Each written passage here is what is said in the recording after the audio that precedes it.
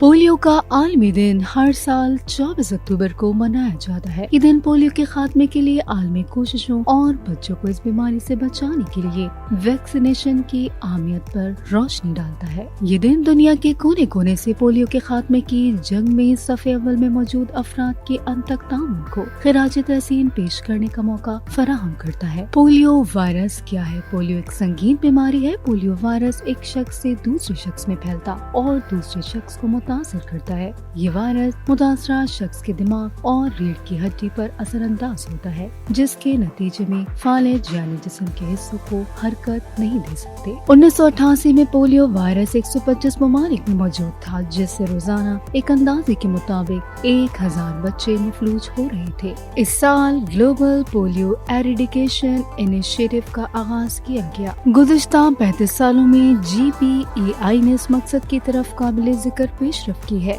World polio virus के cases में 99% से ज्यादा की कमी आई है।